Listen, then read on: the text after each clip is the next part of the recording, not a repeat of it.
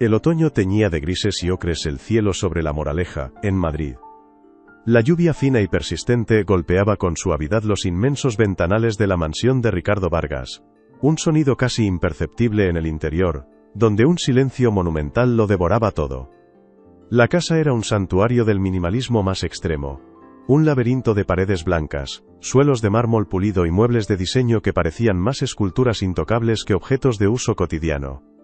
Cada espacio, desde el gran salón de doble altura hasta los pasillos interminables, estaba meticulosamente ordenado, limpio hasta un punto aséptico, desprovisto de cualquier rastro de vida o calidez. Era un museo de la riqueza, un mausoleo de lujo que reflejaba a la perfección el estado emocional de su dueño, imponente, frío y profundamente vacío. Ricardo Vargas estaba de pie frente a uno de esos ventanales, con la espalda recta y las manos entrelazadas a la espalda. A sus 45 años, era la personificación del poder. Su traje, un Tom Ford de corte impecable que costaba más que el sueldo anual de una persona media, no mostraba ni una sola arruga. Su pelo oscuro estaba perfectamente peinado hacia atrás, y su reloj, un Patek Philippe, era una discreta pero inconfundible declaración de estatus. Sin embargo, su reflejo en el cristal bañado por la lluvia, contaba una historia diferente. Mostraba un rostro tenso, con unas ojeras apenas disimuladas bajo una capa de orgullo y una mirada cansada, perdida en la contemplación de un jardín geométrico donde ni una sola hoja se atrevía a caer fuera de lugar. Era un hombre que lo tenía todo, y al mismo tiempo, no poseía nada que realmente importara. Acababa de concluir la enésima reunión con otro especialista de renombre, un psicólogo infantil traído desde Zúrich cuyos honorarios ascendían a 5.000 euros la hora. Las palabras del hombre, pronunciadas en un español con un fuerte acento alemán, todavía resonaban en el silencio de la estancia. Señor Vargas, no hay patología física. La parálisis de Sofía es de origen psicosomático, necesita una conexión emocional que la ciencia no puede recetar. Aquellas palabras eran una bofetada de realidad, una humillación silenciosa. Él, Ricardo Vargas, el titán inmobiliario que levantaba imperios con una sola llamada, era completamente impotente ante el dolor silencioso de su única hija. Todo su dinero, todo su poder, se desmoronaba ante una niña de 8 años sentada en una silla de ruedas. Desde el umbral del salón, casi fundida con la penumbra del pasillo, Sofía observaba a su padre. Estaba en su silla de ruedas de última generación, una maravilla de la ingeniería que contrastaba dolorosamente con su frágil figura. Era una niña pálida, de una delgadez que hablaba de una tristeza enquistada, y sus ojos, dos pozos oscuros y enormes, parecían contener el peso de una tragedia demasiado grande para su corta edad. Llevaba un vestido de cachemira rosa, un lujo que no lograba darle color a su semblante ausente. No decía nada, hacía años que apenas pronunciaba palabra, comunicándose a través de gestos mínimos o de una tableta que siempre llevaba consigo. Vivía atrapada en una jaula de oro, rodeada de todos los lujos imaginables, pero profundamente sola. La distancia entre padre e hija era un abismo tangible en la inmensidad de aquel salón. Él, un gigante de poder y control, ella, una pequeña estatua de porcelana rota. Ricardo sabía que su hija estaba allí, sentía su presencia como un recordatorio constante de su fracaso. El accidente de coche que se había llevado a su mujer, Laura, hacía 3 años, había dejado a Sofía físicamente ilesa, pero emocionalmente paralizada. Y él, que conducía aquel fatídico día, cargaba con una culpa tan pesada, que le impedía acercarse a ella, tocarla, consolarla. Su forma de quererla, era a través de cheques y especialistas, construyendo un muro de protección material, que solo los separaba más. Esa tarde llegó Elena. La agencia la había descrito como una candidata con un enfoque diferente. A sus 25 años, era todo lo contrario a la atmósfera de la casa. Llevaba unos vaqueros sencillos, un jersey de lana de colores vivos y unas zapatillas gastadas. Su pelo castaño estaba recogido en una coleta desordenada, y su sonrisa, aunque tímida al principio, irradiaba una calidez que parecía fuera de lugar entre tanto mármol y acero. Ricardo la recibió con la misma distancia formal con la que trataba a todo el mundo, le dio unas instrucciones frías y concisas, y se encerró de nuevo en su despacho, el único lugar donde podía fingir que tenía el control de algo. Elena pasó las primeras horas explorando la casa en silencio, sintiendo el peso de la opresión que emanaba de cada rincón. Vio a Sofía en su silla, observándola con una curiosidad pasiva, como si fuera un objeto más en su monótono universo. No intentó forzar una conversación. En su lugar, simplemente se sentó en un sofá a varios metros de distancia, y leyó un libro, permitiendo que su presencia se integrara en el silencio sin perturbarlo. Entendió que en aquel lugar las palabras sobraban, y que el primer paso era aprender a escuchar el lenguaje del vacío, un idioma que la pequeña Sofía dominaba a la perfección. Más tarde, cuando el crepúsculo teñía de un azul profundo los ventanales y Ricardo seguía ausente, encerrado en sus negocios, Elena entró en el gran salón, creyendo que estaba completamente sola, se acercó al altavoz inteligente y con un susurro, le pidió que reprodujera una pieza de música clásica, El claro de luna de Debussy.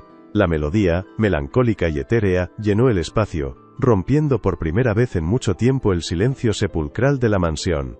Elena cerró los ojos por un instante, respiró hondo y, en un impulso irrefrenable, se quitó las zapatillas, dejando sus pies descalzos en contacto con el frío mármol. Y entonces, comenzó a bailar. No era una danza técnica ni ensayada, sino un torrente de emoción pura canalizada a través del movimiento.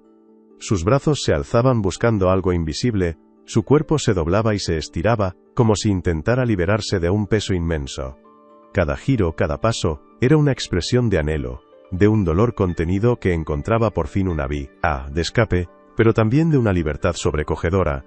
Era un acto íntimo y vulnerable, una conversación silenciosa entre ella y la música, un ritual de sanación personal en medio de la opulencia estéril que la rodeaba.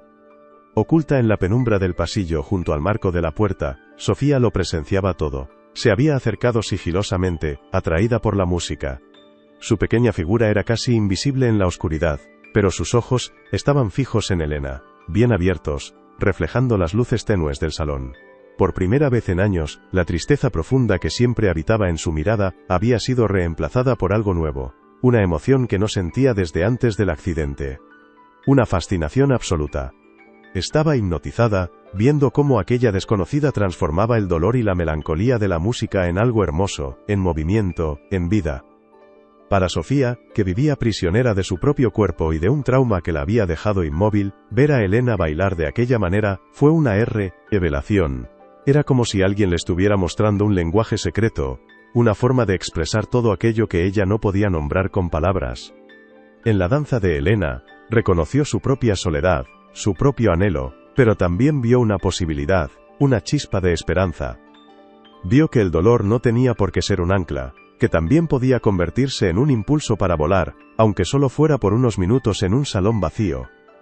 La pieza musical llegó a su fin, y Elena se detuvo, con la respiración agitada y una lágrima solitaria recorriendo su mejilla.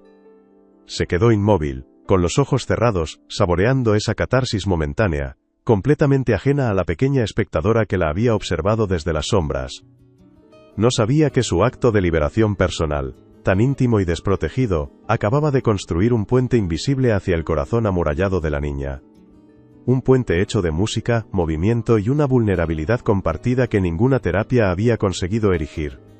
Un momento ese momento así, puede cambiarlo todo. Si esta historia ya te ha atrapado, suscríbete y cuéntanos desde qué rincón del mundo nos estás viendo. La conexión humana no tiene fronteras.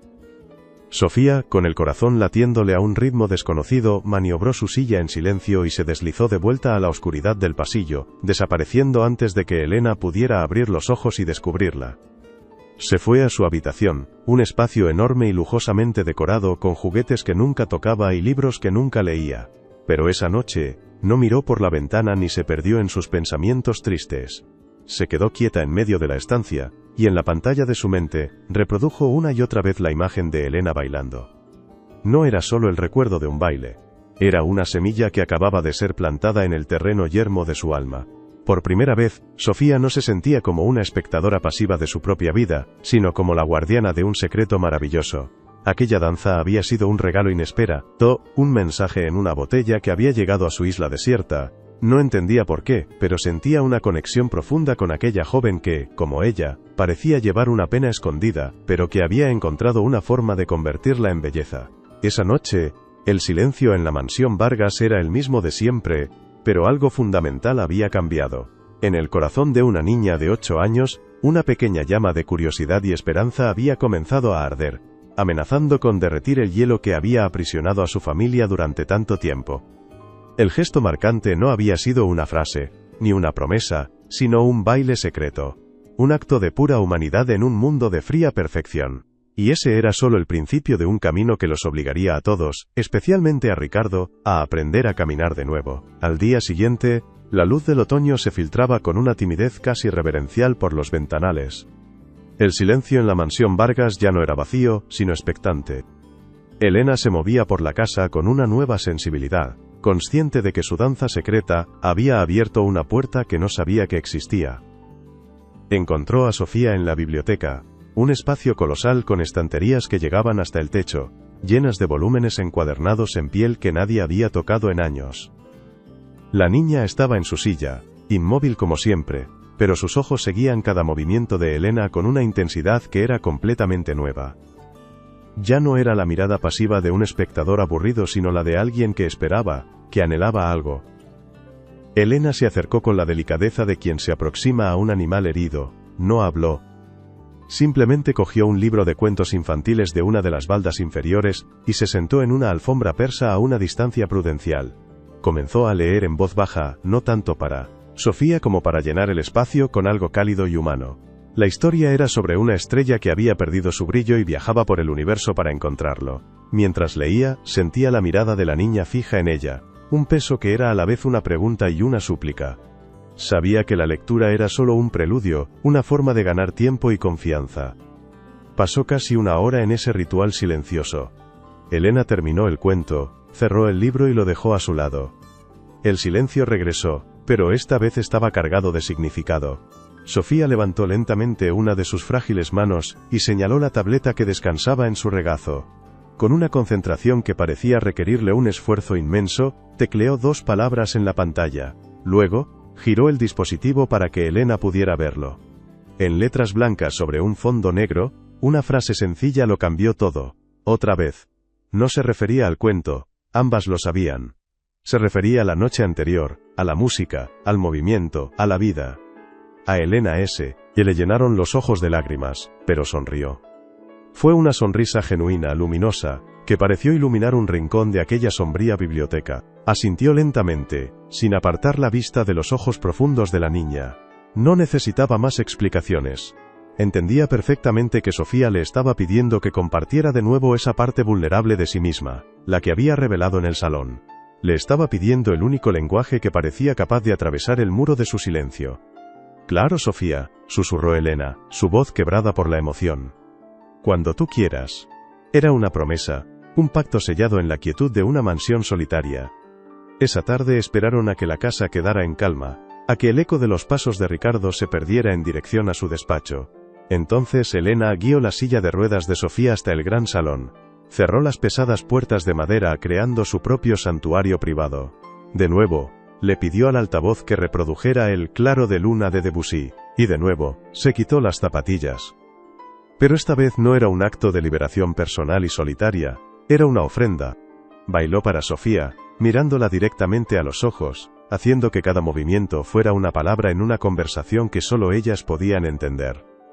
Sofía observaba, y por primera vez en mucho tiempo, una emoción clara se dibujó en su rostro, una pequeña sonrisa, apenas una curva en la comisura de sus labios, pero para Elena fue tan deslumbrante como el sol. La niña no solo veía un baile, se sentía vista. En los giros de Elena, veía su propia sensación de estar atrapada. En la forma en que sus brazos se alzaban, sentía su propio anhelo de libertad. Aquellas sesiones de danza se convirtieron en su ritual sagrado. Un secreto compartido que tejía entre ellas un vínculo más fuerte que cualquier lazo de sangre, un puente construido con notas musicales y emoción pura. Ricardo, desde la seguridad de su despacho, empezó a notar los cambios. Al principio eran sutiles, casi imperceptibles. Un día, al pasar junto a la habitación de Sofía, le pareció oír un murmullo, algo que sonaba vagamente a una risa ahogada. Otro día, vio a su hija a través de una puerta entreabierta, y en lugar de la habitual apatía, sus ojos brillaban con una luz nueva mientras observaba a Elena. Era como ver los primeros brotes verdes en un campo devastado por el fuego. No entendía qué estaba pasando, pero una parte de él, una parte que creía muerta, se aferró a esa pequeña brizna de esperanza con desesperación. La curiosidad, mezclada con su innata necesidad de control, le llevó a revisar las grabaciones de las cámaras de seguridad. Lo que vio, lo dejó paralizado. En la pantalla, en la fría y aséptica imagen en blanco y negro del salón, vio a Elena bailando. Y vio a su hija, a su pequeña Sofía, sonriendo. Una sonrisa que no había visto desde antes del accidente. Sintió una punzada en el pecho, una mezcla compleja de asombro, celos y un alivio tan profundo que casi le hizo doblar las rodillas. La ciencia, los especialistas, su dinero, todo había fracasado. Y aquella joven, con un simple baile, lo estaba consiguiendo. El pasado de Ricardo era un fantasma que caminaba a su lado por los pasillos de mármol. El accidente no fue solo una tragedia. Fue su sentencia. Recordaba cada detalle con una claridad torturadora. La lluvia torrencial, el parabrisas empañado, el tono agudo de la voz de Laura durante su discusión. Discutían por su trabajo, por su ausencia, por la frialdad que se había instalado entre ellos. Él, furioso, había pisado el acelerador. Un segundo de ira, un volantazo para esquivar algo en la carretera, el chirrido de los neumáticos sobre el asfalto mojado. Y luego, el impacto, el silencio, y el olor a metal y a sangre. Se culpaba a sí mismo, no solo por la muerte de su esposa, sino por la vida que le había robado a su hija. La parálisis de Sofía no era solo psicosomática. Para Ricardo, era un juicio visible, un recordatorio constante de su fracaso como marido y como padre. Por eso la rodeaba de lujos, por eso contrataba a los mejores médicos. No era por amor, o no solo por amor, era una forma de penitencia. Cada especialista que fracasaba era una confirmación de su impotencia, un castigo que merecía. No podía conectar con ella porque al mirarla a los ojos, veía a los de Laura en sus últimos momentos. La sobreprotección que ejercía sobre Sofía era, en realidad, una forma de autocastigo y de control sobre su propia culpa. Mantenerla en la silla de ruedas, inmóvil y dependiente, era una manera perversa de mantenerla a salvo, de asegurarse de que no volvería a ponerla en peligro. Su mayor miedo no era que Sofía no caminara nunca, sino que lo hiciera. Porque si caminaba, si se recuperaba, se haría independiente. Y tal vez, algún día, descubriría la verdad sobre el accidente, la verdad sobre la discusión. O peor aún, se alejaría de él, dejándolo completamente solo con su culpa. Por eso, la decisión que tomó a continuación, fue el acto más difícil de su vida. Convocó a Elena a su despacho, un lugar que intimidaba a cualquiera con sus paredes de cristal y sus vistas panorámicas de Madrid. Elena entró, nerviosa pero con la cabeza alta. Ricardo no se anduvo con rodeos. «Sé lo que está haciendo», dijo, con su habitual tono gélido. «Sé que baila para mi hija». Elena se preparó para el despido, para la reprimenda. Pero en lugar de eso, Ricardo se levantó, caminó hacia la ventana, y dándole la espalda, pronunció las palabras que rompieron con años de control autoimpuesto. «No sé qué es, ni cómo funciona», continuó, su voz un poco más baja de lo normal. «Todos los expertos, todos los informes, no han servido de nada, pero usted le ha devuelto el brillo a sus ojos». Hizo una pausa, una que pareció durar una eternidad. «Le doy carta blanca. Haga lo que crea necesario. No me dé informes, no me pida permiso, solo ayúdela». Fue la primera vez en 3 años que Ricardo Vargas cedía el control, la primera vez que confiaba en el instinto humano por encima de los datos y las cifras. Era una rendición, un acto de fe desesperado. Elena por su parte entendía el lenguaje del dolor mejor que nadie. Su danza no era solo una expresión artística, era el eco de su propia historia. Años atrás, había sido una prometedora bailarina de ballet clásico, la estrella de su academia en un pequeño pueblo de Andalucía. Su vida entera giraba en torno al movimiento, a la disciplina, al sueño de pisar los grandes escenarios del mundo. Era su identidad, su pasión, su futuro. Tenía un talento innato, una gracia que parecía desafiar la gravedad, y una dedicación que rozaba la obsesión. Un día, mientras practicaba para una audición crucial, sintió un dolor agudo en el tobillo. Lo ignoró, atribuyéndolo al cansancio. Siguió bailando, forzando su cuerpo más allá de sus límites, impulsada por la ambición y el miedo a fracasar. La lesión, que podría haber sido leve, se convirtió en una fractura crónica. Los médicos fueron tajantes, no podría volver a bailar profesionalmente. Su sueño se hizo añicos en la fría consulta de un hospital, una sentencia tan paralizante como la de Sofía, aunque de naturaleza diferente. Su cuerpo podía moverse, pero su alma de bailarina había quedado atrapada. La danza se convirtió entonces en algo distinto.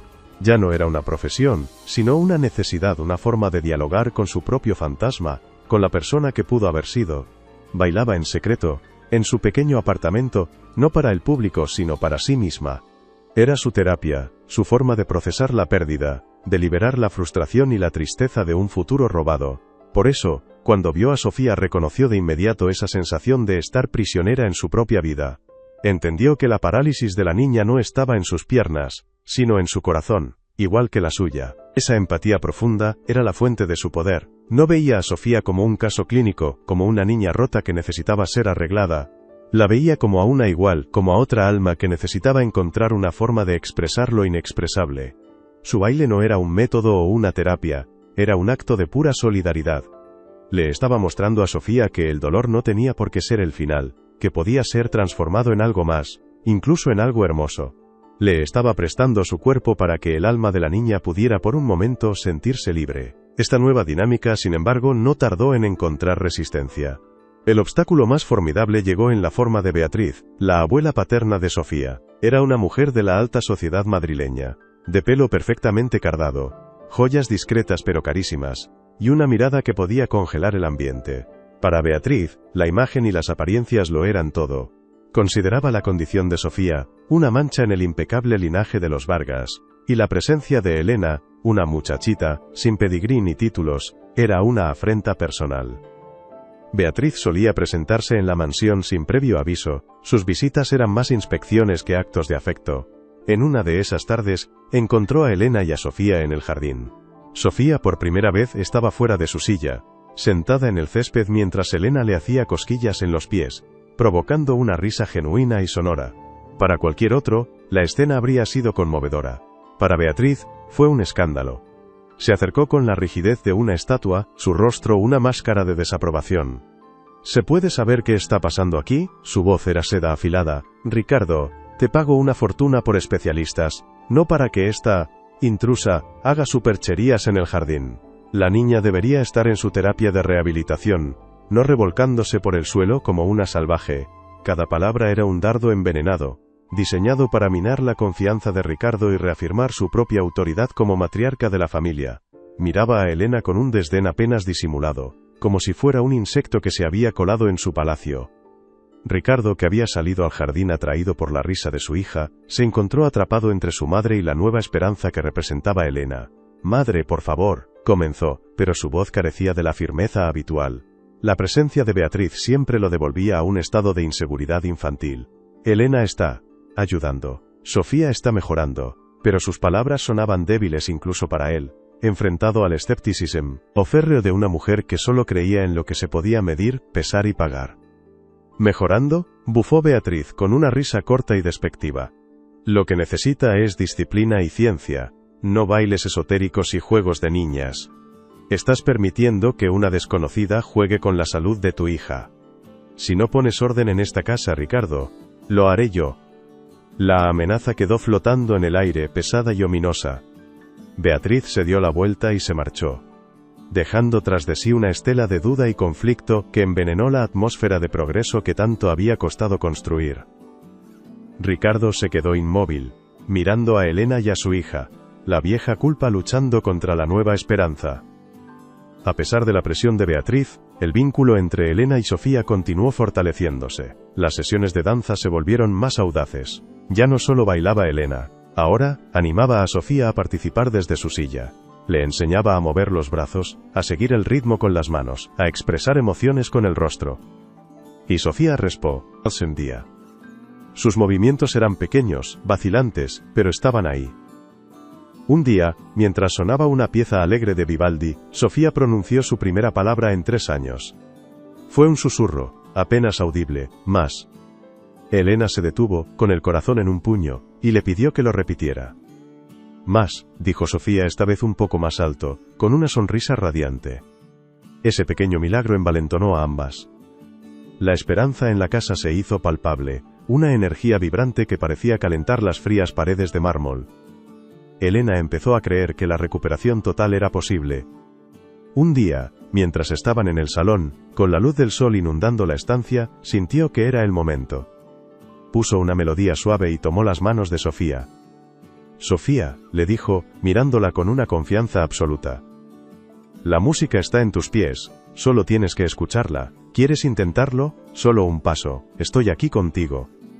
La niña la miró, sus grandes ojos una mezcla de miedo y deseo. Durante un largo minuto, no hizo nada. Luego, con una determinación que dejó a Elena sin aliento, se aferró a las manos de su cuidadora, empujó con los brazos los reposabrazos de su silla, y con un esfuerzo visible que hizo temblar todo su cuerpo, logró ponerse en pie. Sus piernas temblaban violentamente, como dos recién nacidas, pero estaba de pie. Era un momento de triunfo puro, una victoria contra años de inmovilidad y silencio. Elena, llorando de alegría, la sujetaba con firmeza. Lo ves, puedes hacerlo», le susurraba, animándola. Sofía, con la respiración agitada y el rostro bañado en sudor, intentó dar un paso. Levantó un pie, un movimiento torpe y vacilante, y trató de avanzarlo. Pero sus músculos, debilitados por el desuso, no respondieron. Sus piernas se doblaron, y, a pesar de los esfuerzos de Elena por sostenerla, ambas cayeron al suelo en un montón desordenado. No fue una caída fuerte. La gruesa alfombra amortiguó el golpe, pero el sonido fue suficiente. Ricardo, que pasaba por el pasillo, oyó el ruido sordo y el pequeño grito de sorpresa de Elena. Irrumpió en el salón como un huracán. Lo que vio activó cada uno de sus demonios. Su hija, su frágil y vulnerable hija, en el suelo. Elena intentando levantarla. En su mente, la imagen se superpuso con la del accidente. El caos, el peligro, su incapacidad para protegerla. No vio el progreso, no vio el intento valiente. Solo vio el fracaso y el riesgo, su peor pesadilla hecha realidad. «¿Qué ha hecho?», rugió, su voz un trueno que hizo temblar las ventanas. Se abalanzó hacia ellas. Apartó a Elena con un gesto brusco y levantó a Sofía en brazos, sujetándola contra su pecho como si la hubiera rescatado de un incendio. «Le dije que la ayudara, no que la pusiera en peligro». Su rostro estaba descompuesto por el pánico, sus ojos lanzaban chispas de furia y miedo. Sofía, asustada por la reacción de su padre, rompió a llorar, un llanto desconsolado que no se le oía desde hacía años. Elena se quedó, en el suelo, aturdida y con el corazón roto. Intentó explicar. «Ricardo». Ella lo intentó, estaba de pie. Fue un accidente mínimo, no se ha hecho daño, pero él no la escuchaba. Su trauma había tomado el control. «¡Fuera!», le gritó, señalando la puerta. «Recoja sus cosas y lárguese de mi casa, ahora mismo».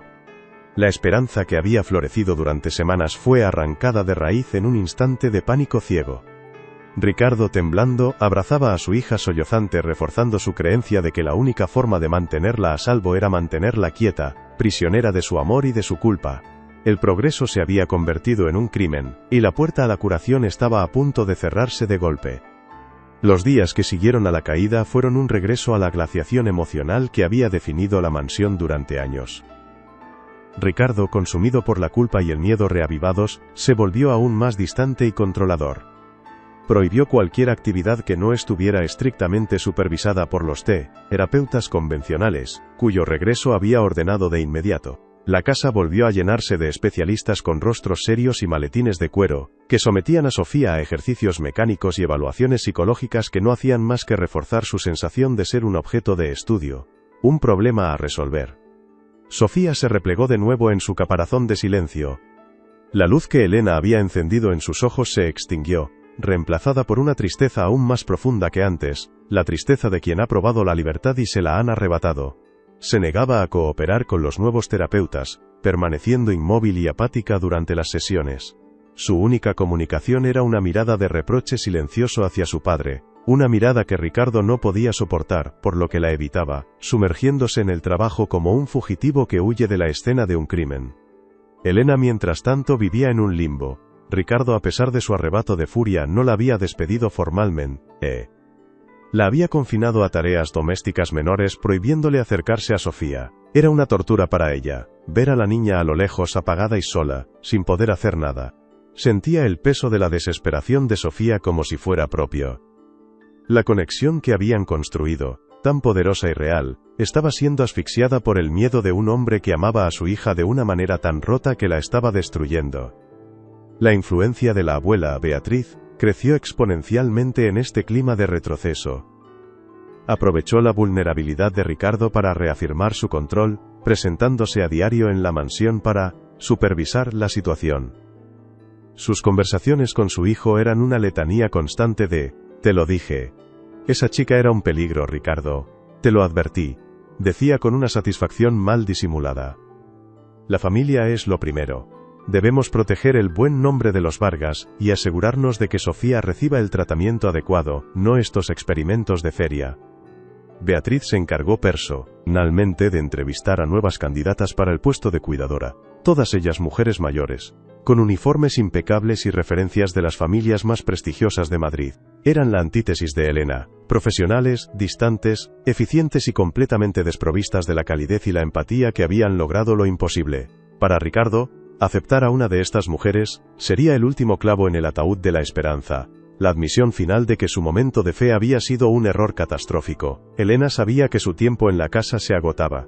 Cada día que pasaba, sentía cómo se tensaba el hilo que la unía a aquel lugar. No era el trabajo lo que le importaba sino Sofía.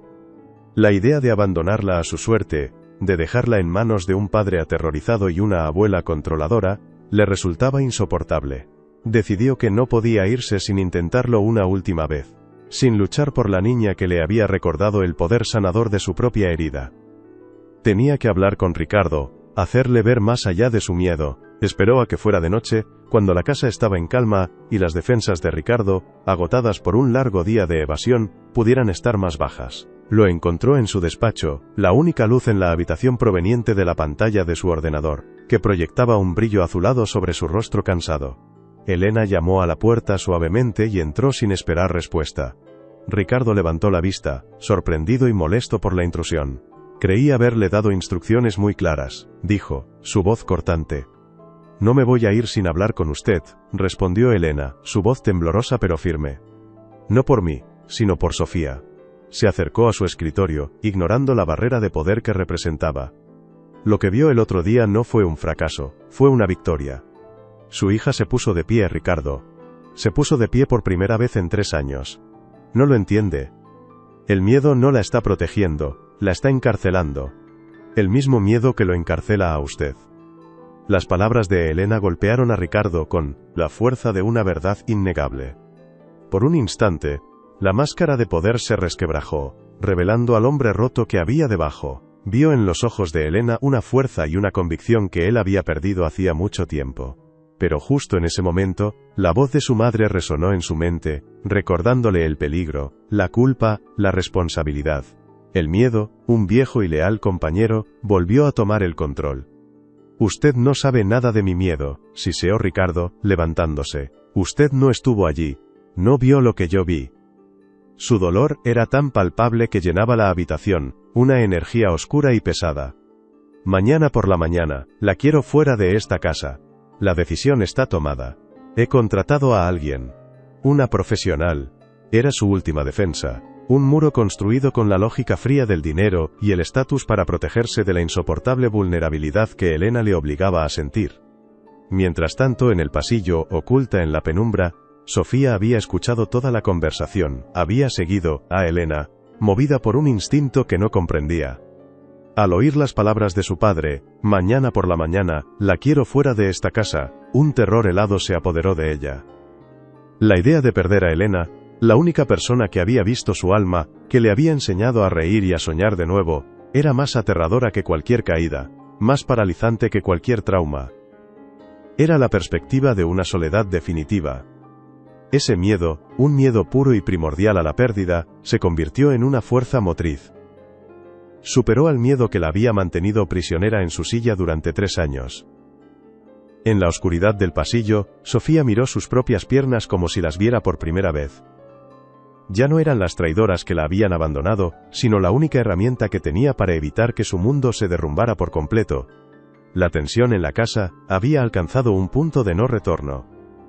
La decisión de Ricardo, nacida del pánico, estaba a punto de provocar la misma catástrofe que intentaba evitar. No se daba cuenta de que al intentar proteger a su hija del peligro físico, la estaba empujando hacia un abismo emocional. El amor protector, cuando se mezcla con el veneno de la culpa no resuelta, se convierte en la jaula más cruel de todas. La atmósfera estaba cargada, a punto de estallar, preparando el escenario para un clímax que nadie, y menos aún Ricardo, podría haber previsto. Elena, al ver la determinación final en el rostro de Ricardo, sintió una profunda derrota. Asintió en silencio, con lágrimas en los ojos, y se dio la vuelta para marcharse. Cada paso hacia la puerta se sentía como una traición a Sofía. Sabía que al cruzar ese umbral, la pequeña luz de esperanza en la mansión Vargas se extinguiría para siempre, dejando solo la fría opulencia y el eco de lo que pudo haber sido. La tensión se acumulaba en cada rincón de la mansión, un preludio silencioso a la tormenta que estaba a punto de desatarse. El miedo de Ricardo, la desesperación de Elena, y la determinación naciente de Sof, y con acento agudo a, convergían hacia un único punto de ruptura. El siguiente momento no solo decidiría el destino de una joven cuidadora, sino que obligaría a un padre a enfrentarse a los fantasmas que había mantenido encerrados durante demasiado tiempo, demostrando que a veces, el mayor acto de amor es aprender a soltar. Ricardo observó a Elena caminar hacia la puerta de su despacho, y por un segundo sintió una punzada de duda. Una voz en su interior le gritaba que estaba cometiendo un error terrible. Era la misma voz de la esperanza que había sentido al ver a su hija sonreír, pero la aplastó con una brutalidad nacida del terror. El control era seguro. La vulnerabilidad era un riesgo que ya no podía permitirse. Se aferró a su decisión como un náufrago a un trozo de madera. Pero fuera, en el pasillo, una fuerza mucho más poderosa estaba a punto de entrar en juego. Una fuerza alimentada por el amor puro de una niña y su negativa a volver a la oscuridad. Sofía, con el corazón latiéndole desbocado en el pecho, se agarró con fuerza a una consola de mármol que había junto a la pared. Sus nudillos se pusieron blancos por el esfuerzo, sus pequeños brazos temblaban, pero en sus ojos había una resolución de acero. La conexión emocional entre los personajes había alcanzado su punto más álgido y frágil. El vínculo entre Elena y Sofía, forjado en secreto y música, estaba a punto de ser destruido por el trauma no resuelto de Ricardo. Los obstáculos, tanto internos como externos, habían acorralado a los protagonistas, dejando solo una salida posible, un acto de fe o de desesperación que lo cambiaría todo para siempre. El escenario estaba listo para la confrontación final. La puerta del despacho se cerró en la mente de Elena mucho antes de que su mano llegara a tocar el pomo. Las palabras de Ricardo, pronunciadas con una frialdad quirúrgica, habían sido una sentencia inapelable. Mañana, a primera hora, un coche la estará esperando. Sus servicios ya no son requeridos. No había ira en su voz, solo una fatiga infinita, la resignación de un hombre que elige la jaula conocida antes que la aterradora incertidumbre de la libertad. Ricardo creía que al expulsar a Elena, estaba sellando una brecha de seguridad en su fortaleza, restaurando el orden y el control que tanto anhelaba. Estaba equivocado. Lo que realmente estaba haciendo era apagar la única luz que había conseguido filtrarse por las grietas de su propia prisión autoimpuesta, condenándose a sí mismo y a su hija a la penumbra perpetua. Elena asintió, incapaz de articular palabra. El dolor que sentía no era por la pérdida del empleo, sino por la imagen de Sofía que se proyectaba en su mente, la niña de la sonrisa incipiente, la de los ojos brillantes de curiosidad, la que había susurrado más con una voz llena de esperanza. Toda esa luz estaba a punto de ser extinguida por el miedo ciego de su padre. Una lágrima solitaria y ardiente se deslizó por su mejilla, pero la secó con un gesto rápido, negándose a mostrarle a Ricardo la magnitud de su derrota. Su fracaso no era profesional, era humano. Había conseguido llegar al corazón de la niña, pero no había logrado derribar la muralla que protegía el corazón del padre. Se giró, dándole la espalda al hombre que estaba sacrificando la felicidad de su hija en el altar de su propio trauma. Oculta en la penumbra del largo pasillo, Sofía lo había oído todo. Se había deslizado fuera de su habitación, atraída por las voces tensas que emanaban del despacho, un instinto protector guiando las ruedas de su silla. Las palabras de su padre, fuera de esta casa, resonaron en el silencio, no como un sonido, sino como una onda expansiva que hizo añicos su frágil mundo. Un terror helado, más profundo y visceral que el recuerdo del accidente, se apoderó de ella. Perder a Elena no era como perder a un terapeuta o a una cuidadora. Era perder a su cómplice, a su traductora de emociones, a la única persona en el mundo que había entendido su lenguaje silencioso, y le había enseñado uno nuevo, el del movimiento, el de la esperanza. Ese miedo a la pérdida, puro y absoluto, se convirtió en un catalizador. Fue una descarga eléctrica que recorrió su cuerpo adormecido, despertando nervios y músculos que habían permanecido latentes durante 3 largos años. La parálisis psicosomática, esa coraza que su mente había construido para protegerla del dolor del mundo, se enfrentaba ahora a una amenaza mayor: la soledad definitiva. Miró hacia la puerta del despacho donde la mujer que le había devuelto el color a su vida estaba a punto de desaparecer para siempre. Y en ese instante, Sofía tomó una decisión. No con la mente sino con el alma, no iba a permitirlo. No podía.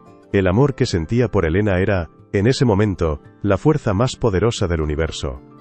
Con un esfuerzo que pareció concentrar toda la energía de su pequeño cuerpo, extendió un brazo tembloroso y se aferró al borde de una pesada consola de mármol que adornaba el pasillo. Sus dedos, frágiles y pálidos, se clavaron en la piedra fría, buscando un anclaje. Sus nudillos se pusieron blancos. Un gemido ahogado escapó de sus labios mientras tiraba de su propio peso, luchando contra la gravedad y contra los fantasmas de su pasado. El metal de la silla de ruedas chirrió en protesta. Era una batalla épica contenida en un gesto mínimo, la lucha de una voluntad indomable contra una prisión invisible que la había mantenido cautiva durante 1000 días. Dentro del despacho, Ricardo se había pasado una mano por el rostro, agotado. Había tomado la decisión correcta, la decisión segura. Había restaurado el orden. Sin embargo, una extraña inquietud se instaló en su pecho, una sensación de vacío que no lograba identificar. Miró la espalda de Elena mientras se alejaba, y por una fracción de segundo, la imagen de su esposa, Laura, se superpuso a la de la joven, marchándose también, dejándolo solo. Sacudió la cabeza, desterrando el pensamiento. La seguridad de Sofía era lo único que importaba, y la seguridad, para él, significaba quietud, control, ausencia de riesgos.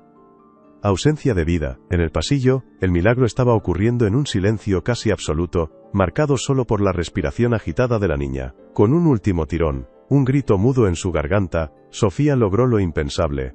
Se impulsó hacia arriba, sus piernas temblando violentamente bajo el peso de su cuerpo, y se puso en pie.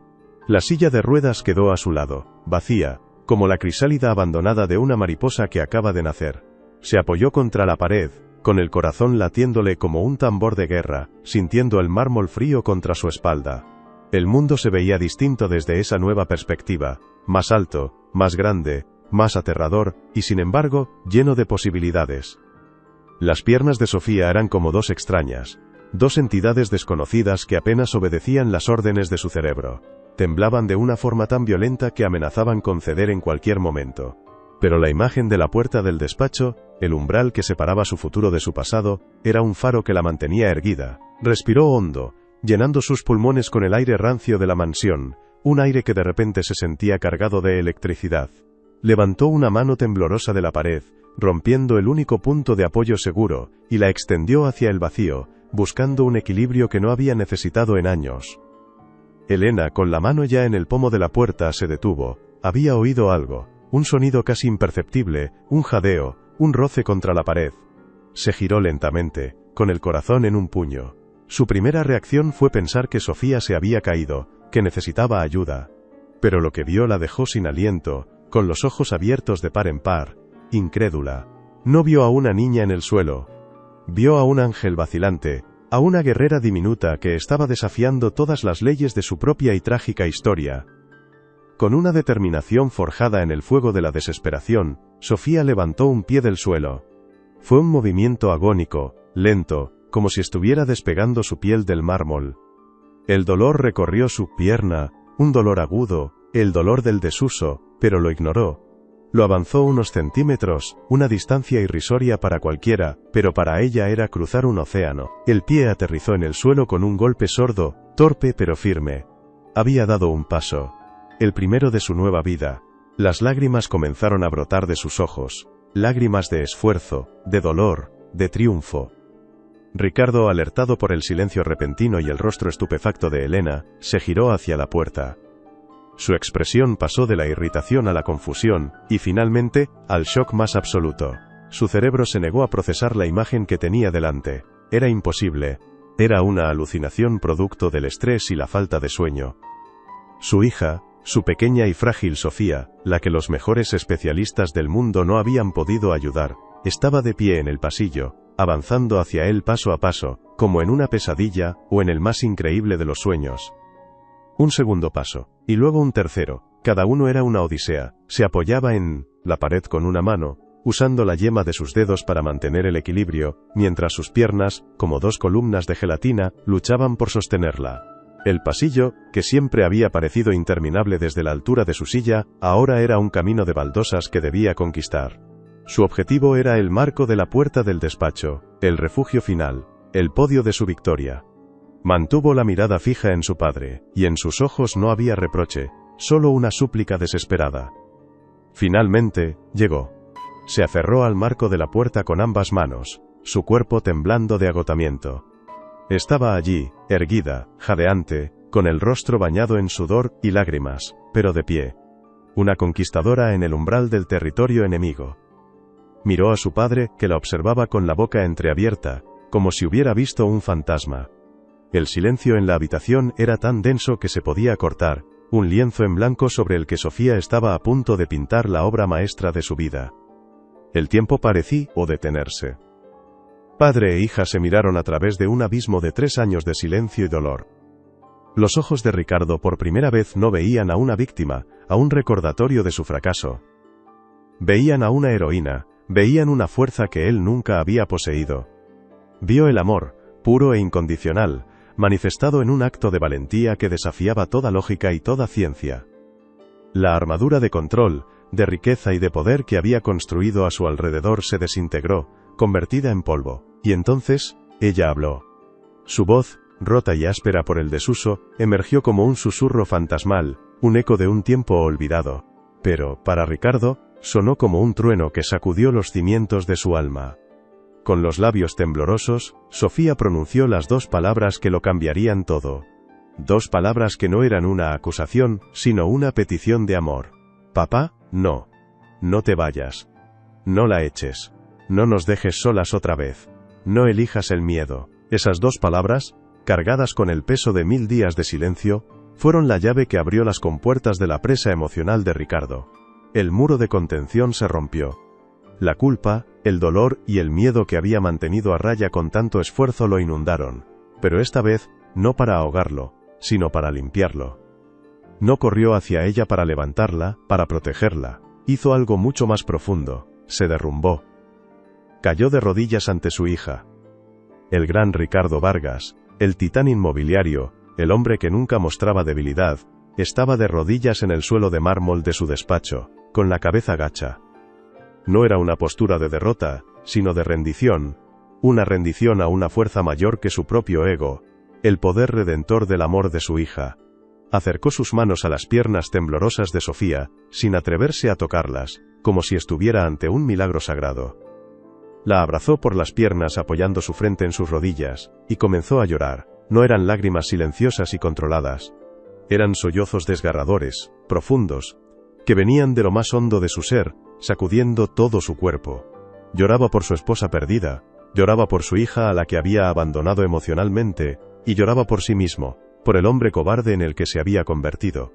Elena, desde el otro lado de la habitación, observaba la escena, con las manos sobre la boca, llorando en silencio junto a ellos, testigo de una catarsis familiar que era, en parte, obra suya. Entre sollozos, Ricardo logró hablar, su voz irreconocible, ahogada por la emoción. «Perdóname», susurró contra las rodillas de su hija. «Perdóname, Sofía. Mi amor, perdóname». No solo le pedía perdón por haber intentado echar a Elena, sino por todo. Por su ausencia, por su frialdad, por su miedo, por no haber sabido verla de verdad. Por haberla querido mal. Era una confesión, una absolución y una promesa, todo en 2 palabras repetidas una y otra vez. Allí, en el umbral de aquel despacho, la familia Vargas se rompió para poder reconstruirse. La caída de Ricardo fue su salvación. La valentía de Sofía fue la de ambos. Y Elena, la catalizadora silenciosa, comprendió que su trabajo en esa casa no había terminado. De hecho, no había hecho más que empezar. El silencio de la mansión ya no era de vacío sino de respeto. El respeto ante el sonido más hermoso del mundo, el de un corazón que, después de mucho tiempo, aprende a latir de nuevo. ¿Te está gustando esta historia? Deja un like y suscríbete al canal. Ahora continuamos con el vídeo. El silencio que descendió sobre el despacho no era el de antes. Ya no era un vacío opresivo y frío, sino un espacio sagrado, lleno de la resonancia de un milagro. Ricardo permanecía arrodillado, con el rostro enterrado en las piernas de su hija, y sus sollozos, aunque menos violentos, seguían sacudiendo su cuerpo, como réplicas de un terremoto que había demolido toda su existencia anterior. Sofía, agotada pero firme, acariciaba torpemente el cabello de su padre, un gesto instintivo de consuelo, que revertía por completo los papeles que habían desempeñado durante años. Ya no era la víctima frágil, sino el ancla que sostenía al hombre que se había desmoronado ante ella. Elena, desde el otro lado, se convirtió en la guardiana silenciosa de ese momento, entendiendo que estaba presenciando el nacimiento de una nueva familia sobre las ruinas de la antigua. Finalmente Ricardo levantó la vista. Sus ojos enrojecidos e hinchados no buscaron a su hija, sino que cruzaron la habitación para encontrarse con los de Elena. La arrogancia, el poder y la distancia habían desaparecido, reemplazados por una vulnerabilidad tan cruda que resultaba casi dolorosa de contemplar. No pronunció un largo discurso de disculpa ni una oferta de empleo. Solo logró articular una única palabra, un ruego que contenía el peso de su alma rota y su recién descubierta esperanza.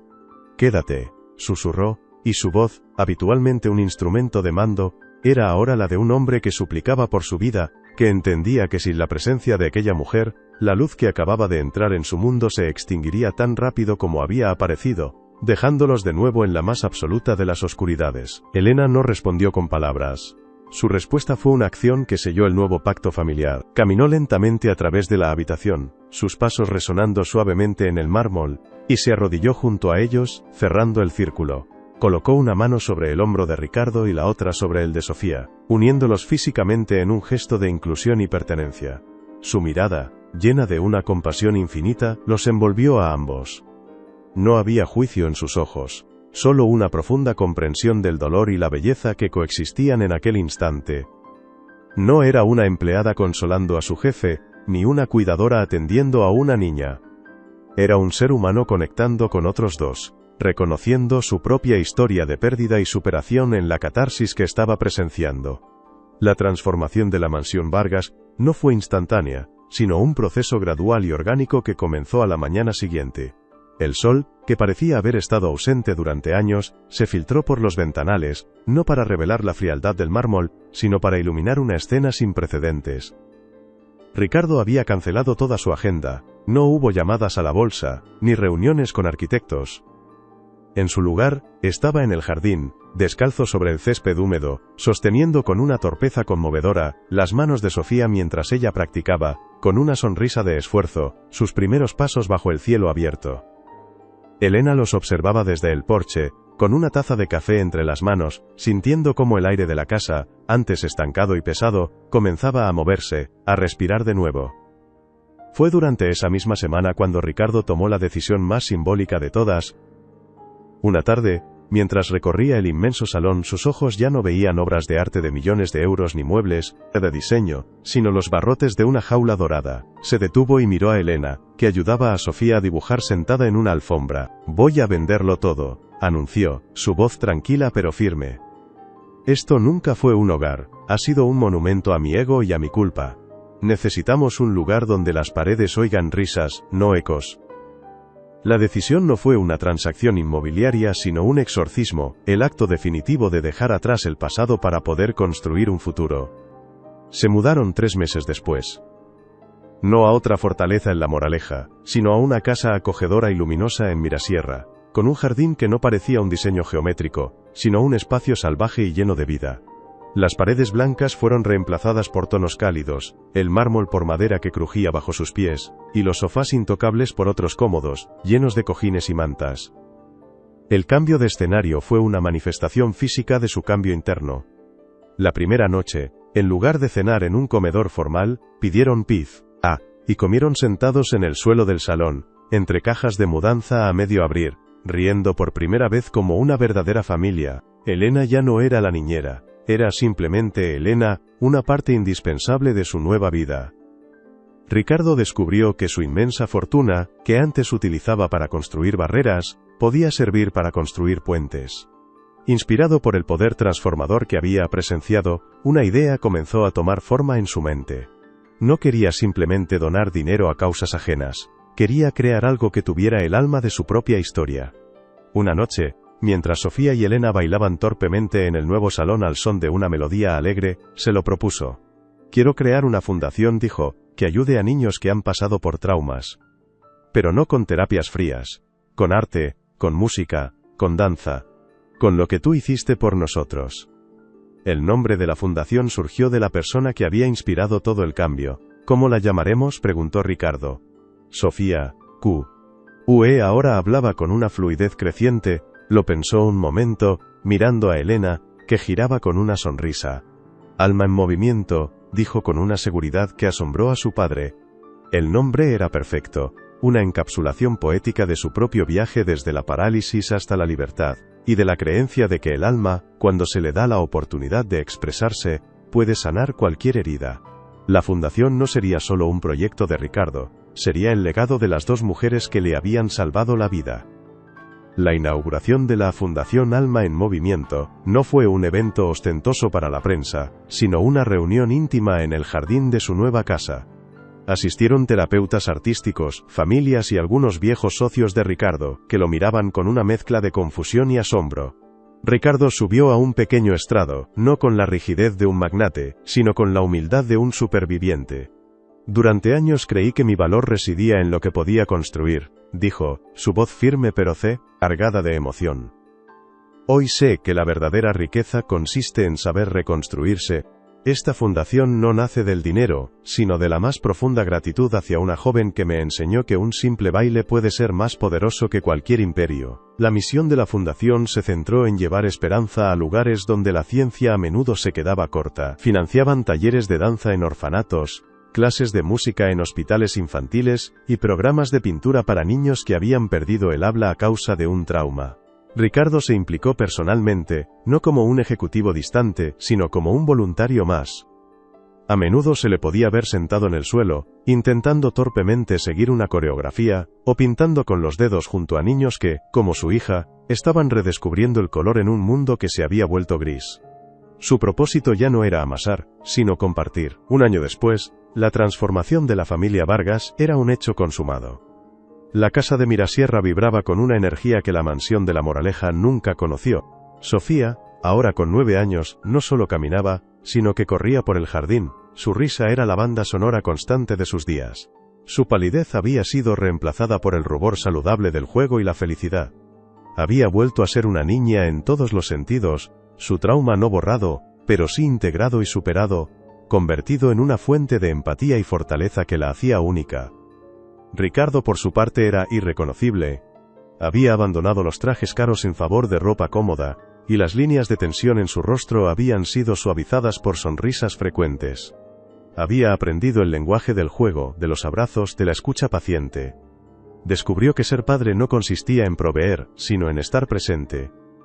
Su relación con Elena había florecido de forma natural, convirtiéndose en una asociación de amor y respeto mutuo, una alianza forjada en la crisis y consolidada en la paz de la vida cotidiana que habían construido juntos.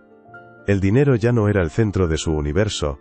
Aunque seguía siendo un hombre inmensamente rico, su riqueza ahora se manifestaba de otras maneras. En los dibujos de Sofía pegados en la nevera, en las cenas tranquilas en el porche, en la certeza de que no estaba solo. Había vendido un imperio de hormigón y cristal para comprar un pequeño reino de afecto y calidez, y sentía que nunca en su vida había hecho un negocio tan rentable. La soledad, aquel fantasma que lo había perseguido durante años, había sido desterrada para siempre. La resolución de su historia no fue un final de cuento de hadas, sino el comienzo de una vida real, con sus alegrías y sus desafíos, pero afrontada desde un lugar de conexión y verdad. La abuela Beatriz, incapaz de comprender o aceptar el cambio, se había distanciado, un precio doloroso pero necesario para la sanación de la familia. Ricardo entendió que no podía complacer a todo el mundo y por primera vez en su vida, eligió el bienestar de su núcleo familiar por encima de las apariencias y las obligaciones sociales. La esperanza que ahora habitaba en su hogar era una llama constante y cálida.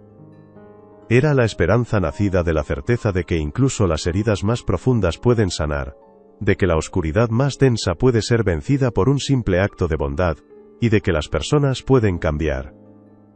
El miedo ya no dictaba sus decisiones. En su lugar, había un amor valiente, un amor que se atrevía a ser vulnerable, a confiar y a empezar de nuevo cada día. El ciclo de dolor se había roto. La mansión, símbolo de la riqueza material y la pobreza emocional, era solo un recuerdo lejano.